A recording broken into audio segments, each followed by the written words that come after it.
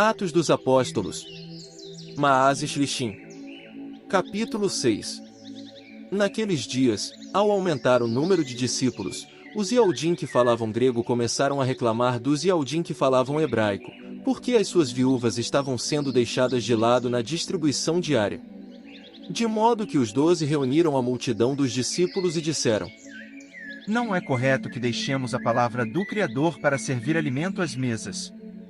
Portanto, irmãos, escolham entre vocês 7 homens de boa reputação, cheios de espírito e de sabedoria, e nós os designaremos para essa tarefa necessária.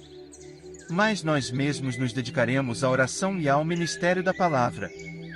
O que eles disseram agradou a toda a multidão, e escolheram Estevão, homem cheio de fé e de espírito eterno, e também Filipe, Prócoro, Nicanor, Timão, Pármenas e Nicolau, prosélito de Antioquia. Eles os levaram aos apóstolos, que, depois de orar, lhes impuseram as mãos. Assim, a palavra do Criador continuava se espalhando, e o número de discípulos se multiplicava muito em Yelshalaim. E uma grande multidão de sacerdotes se tornou obediente à fé. Estevão, cheio de favor divino e de poder, realizava grandes sinais e milagres entre o povo. Mas alguns homens da chamada Sinagoga dos Libertos, junto com alguns sireneus e alexandrinos, bem como alguns da Cilícia e da Ásia, vieram para discutir com Estevão. Contudo, não puderam resistir à sabedoria e ao espírito com que ele falava. Então, eles secretamente persuadiram alguns homens a dizer: Nós o ouvimos falar blasfêmias contra Masha e contra o Criador.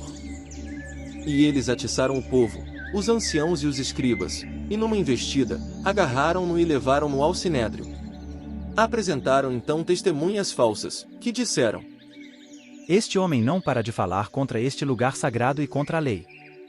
Por exemplo, nós o ouvimos dizer que esse Yalcha, o Nazareno, derrubará este lugar e mudará os costumes que Masha nos transmitiu.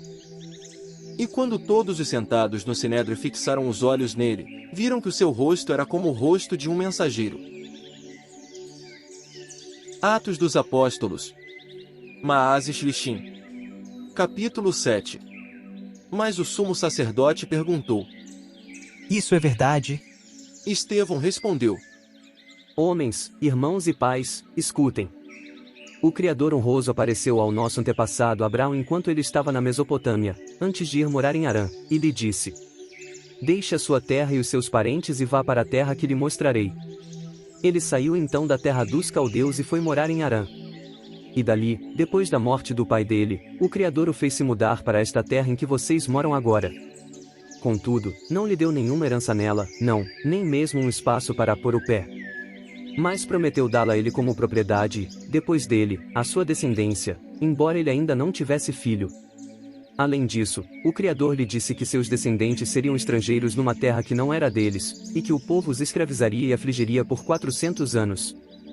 E eu julgarei aquela nação para a qual eles trabalharão como escravos. Disse o Criador. E depois disso, eles sairão e me prestarão serviço sagrado neste lugar.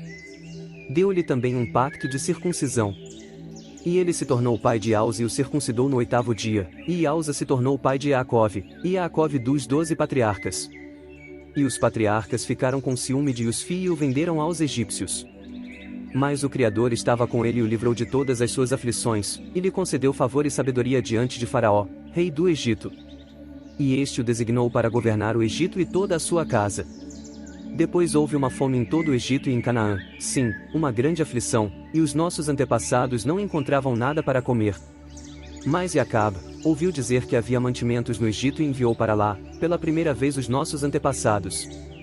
Na segunda vez, Yusfi contou aos seus irmãos quem ele era, e Faraó conheceu a família de Yusfi. Assim, Yusfi mandou buscar seu pai Yaacov, e todos os seus parentes, um total de 75 pessoas. Então Yaacov desceu ao Egito e faleceu ali, como também os nossos antepassados. Eles foram levados para Siquém, e colocados no túmulo que Abraão havia comprado dos filhos de Amor, em Siquém, por uma certa quantia em dinheiro de prata. À medida que se aproximava o tempo para se cumprir a promessa que o Criador havia feito a Abraão, o povo crescia e se multiplicava no Egito. Então, surgiu outro rei no Egito, que não sabia nada sobre Yusfi. Ele usou de astúcia contra a nossa raça e maltratou os nossos pais, obrigando-os a abandonar seus bebês para que eles não sobrevivessem. Naquela época nasceu Masha, e ele era extremamente belo. Ele foi criado por 3 meses na casa de seu pai. Mas quando foi abandonado, a filha de Faraó o pegou e o criou como seu próprio filho. Assim, Masha foi instruído em toda a sabedoria dos egípcios. De fato, ele era poderoso em palavras e em ações. Então, quando ele completou 40 anos, decidiu visitar seus irmãos, os Yaldin.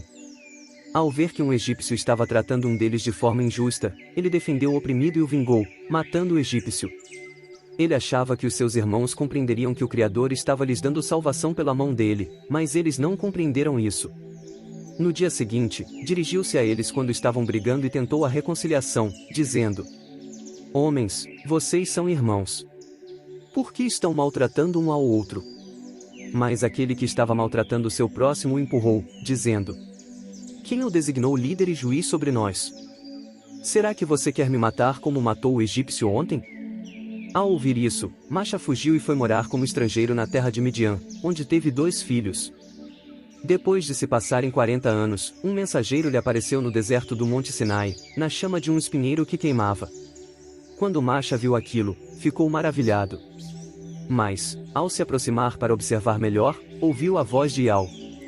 Eu sou o Criador dos seus antepassados, o Criador de Abraão, de Iausa e de Jacob.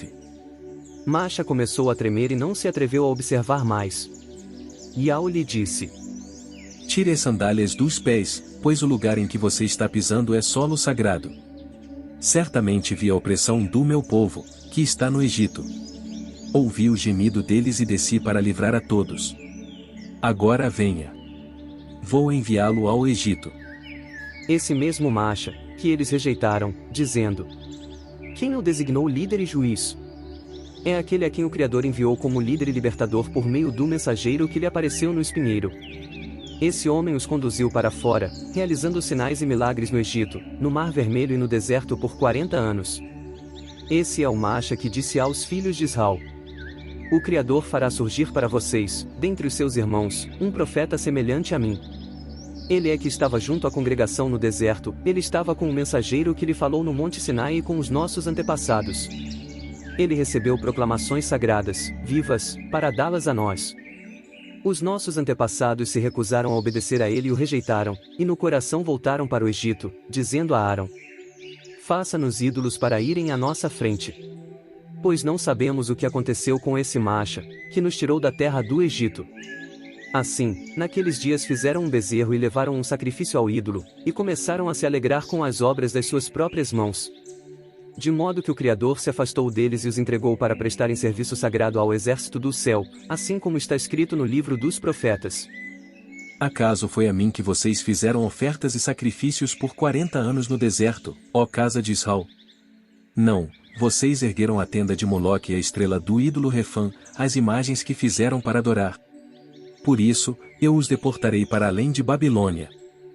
Nossos antepassados tinham a tenda do testemunho no deserto, conforme ordenou aquele que falou a Masha, dizendo que a fizesse segundo o modelo que tinha visto. E os nossos antepassados a receberam dos seus pais e a trouxeram, com Yausha, conhecido como Josué, para a terra das nações que o Criador expulsou de diante dos nossos antepassados. Ela permaneceu aqui até os dias de Davi. Este achou favor diante do Criador e pediu para ter o privilégio de providenciar uma morada para o Criador de Jacob. Mas foi Shalama quem construiu uma casa para ele. Contudo, o Altíssimo não mora em casas feitas por mãos humanas, como diz o profeta. O céu é o meu trono e a terra é o apoio para os meus pés. Que tipo de casa construirão para mim? Diz o eterno e amado Iau. Onde seria o meu lugar de descanso? Não foi a minha mão que fez todas essas coisas? Homens obstinados e incircuncisos no coração e nos ouvidos, vocês sempre resistem ao Espírito Eterno. Assim como os seus antepassados fizeram, vocês também fazem. A qual dos profetas os seus antepassados não perseguiram? Sim, mataram os que anunciaram antecipadamente a vinda do justo, cujos traidores e assassinos vocês se tornaram agora, vocês, que receberam a lei conforme transmitida por mensageiros, mas não a guardaram. Quando ouviram essas coisas, ficaram furiosos no coração e começaram a ranger os dentes contra ele. Mas ele, cheio de Espírito Eterno, olhou fixamente para o céu e viu a majestade do Criador, e Yausha em pé à direita do Criador, e disse: Estou vendo o céu aberto, e o Filho do Homem em pé à direita do Criador. Então, eles clamaram ao máximo da sua voz e puseram as mãos nos ouvidos, e avançaram todos juntos contra ele. Depois de expulsá-lo da cidade, começaram a apedrejá-lo. As testemunhas deixaram suas capas aos pés de um jovem chamado Shaul, conhecido como Saulo. Enquanto apedrejavam Estevão, este fez o apelo: Mestre Yausha, receba o meu espírito. Então, ajoelhando-se, ele clamou com voz forte: Yau, não os condenes por este pecado. E, dizendo isso, adormeceu na morte. Atos dos Apóstolos. Maás e Shlichim. Capítulo 8. Shaul, por sua vez, aprovava o assassinato dele. Naquele dia começou uma grande perseguição contra a congregação em Yaushalaim, e todos, exceto os apóstolos, foram espalhados pelas regiões da Ialdi e de Chamarum. Homens devotos levaram Estevão embora para o enterrar e fizeram grande lamentação por ele. Mas Shaul começou a devastar a congregação. Ele invadia uma casa após outra, arrastando para fora tanto homens como mulheres e entregando-os à prisão. No entanto, os que tinham sido espalhados saíram por aquela região declarando as boas novas da palavra. Felipe desceu à cidade de Chamarum e começou a pregar a eles o Machia. As multidões, unânimes, prestavam atenção ao que Felipe dizia, elas o escutavam e viam os sinais que ele realizava. Pois muitos tinham espírito impuros, e estes gritavam e saíam. Além disso, muitos paralíticos e mancos foram curados. De modo que houve muita alegria naquela cidade. E na cidade havia um homem chamado Siman, conhecido como Simão, que antes disso havia praticado artes mágicas. Ele havia deixado admirada a nação de Chamarum, dizendo ser alguém grande. Todos, desde o menor até o maior, davam-lhe atenção e diziam: Este homem é o poder do Criador, o chamado grande poder. Davam atenção a ele porque durante muito tempo os havia impressionado com suas artes mágicas. Mas acreditaram em Felipe quando ele lhes declarou as boas novas a respeito do reino do Criador e do nome de Yahshua Machia, e tanto homens como mulheres foram imersos. O próprio Siman também se tornou crente, depois de ser imerso, continuou com Felipe. E ele se admirava ao ver sinais e grandes obras poderosas. Quando os apóstolos em Yaushalaim ouviram dizer que Chamarum havia aceitado a palavra do Criador, enviaram para lá Cafos e Elhanan, e estes desceram e oraram para que os samaritanos recebessem Espírito Eterno. Porque o Espírito Eterno ainda não tinha vindo sobre nenhum deles, mas eles só haviam sido imersos em nome do Mestre Yausha. Então lhes impuseram as mãos, e eles começaram a receber Espírito Eterno. Quando Siman viu que o Espírito era dado pela imposição das mãos dos apóstolos, ofereceu-lhes dinheiro, dizendo: Deem essa autoridade também a mim, para que todo aquele sobre quem eu impuser as mãos receba Espírito Eterno. Mas Cafos lhe disse: Pereça com você a sua prata, porque você pensou que poderia obter o dom do Criador com dinheiro. Você não pode ter nenhuma participação nisso, porque o seu coração não é reto à vista do Criador. Portanto, arrependa-se dessa sua maldade e suplique a Yahweh que, se possível, a má intenção do seu coração seja perdoada, pois vejo que você é um veneno amargo e um escravo da injustiça. Siman respondeu a eles: Façam súplicas a Yahweh por mim, para que nenhuma dessas coisas que vocês disseram venha sobre mim. Portanto, depois de darem testemunho de forma cabal e falarem a palavra de Yahweh, partiram de volta para Yaushalaim, declarando as boas novas a muitas aldeias dos samaritanos. No entanto, o mensageiro de Yahweh disse a Filipe: Prepare-se e vá para o sul, para a estrada que desce de Yaushalaim a Gaza. Essa é a estrada do deserto. Em vista disso, ele se preparou e foi. Encontrou então um eunuco etíope, alto funcionário de Candace, rainha dos etíopes, encarregado de todo o tesouro dela. Ele tinha ido a Yaushalaim para adorar e estava voltando, e sentado no seu carro, lia em voz alta o profeta Ishael, conhecido como Isaías. De modo que o Espírito disse a Filipe: Vá, aproxime-se desse carro. Filipe correu ao lado do carro e ouviu o eunuco lendo o profeta Ishael em voz alta. Perguntou então: Entende o que está lendo? Ele respondeu: Na verdade, como posso entender a menos que alguém me oriente? e pediu que Filipe subisse e se sentasse com ele. A passagem das Escrituras que ele estava lendo em voz alta era: como uma ovelha, ele foi levado ao abate, como um cordeiro que fica em silêncio diante do seu tosqueador, ele não abre a boca. Durante a sua humilhação, negaram-lhe a justiça. Quem contará os detalhes da sua geração? Porque a sua vida é eliminada da terra. O eunuco disse então a Filipe: Por favor, diga-me, de quem o profeta está falando? De si mesmo ou de outro homem? Felipe começou a falar, e partindo daquela passagem das Escrituras, declarou-lhe as boas novas a respeito de Yausha. Ao seguirem pela estrada, chegaram a um lugar onde havia água, e o eunuco disse: Veja, aqui há água. O que me impede de ser imerso? Assim, mandou parar o carro, e tanto Felipe como o eunuco desceram à água, e ele o imergiu. Depois de saírem da água, o espírito de El rapidamente levou Felipe embora dali, e o eunuco não voltou a vê-lo, mas seguiu o caminho cheio de alegria. Felipe, no entanto, foi parar em Asdod. Ao passar por aquela região, continuou a declarar as boas novas a todas as cidades, até chegar a Cesareia. Atos dos Apóstolos. Maás e Shlichim. Capítulo 9. Shaul, porém, respirando ainda ameaça e morte contra os discípulos do Mestre, foi ao sumo sacerdote e lhe pediu cartas dirigidas às sinagogas em Damasco, a fim de que pudesse levar amarrados para Yaushalayim todos os que encontrasse que pertenciam ao caminho, tanto homens como mulheres.